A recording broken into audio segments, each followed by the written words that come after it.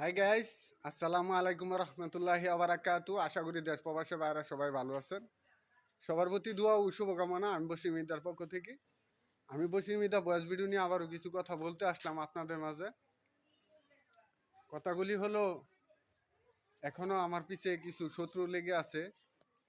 যেসব শত্রুরা আমার ক্ষতি করতে চাচ্ছে তারা হলো বড়ি ব্যবসায়ী এবং চোর ডাকাত, এবং আমার জায়গাগুলি যারা দখল করে আছে তারাই একমাত্র আমার ক্ষতি করার জন্য আমার পিছে লেগে আছে এবং আমার ক্ষতি করার চেষ্টা করতেছে।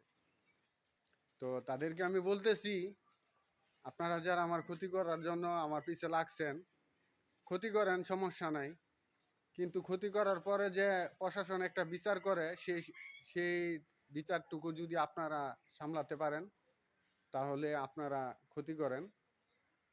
আমি প্রশাসনের সাহায্য নিব এবং প্রশাসন আমার পাশে থাকবে।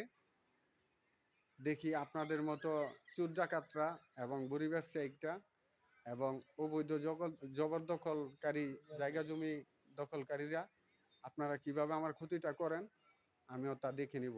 আমিও আইনের আশ্রয় নিব।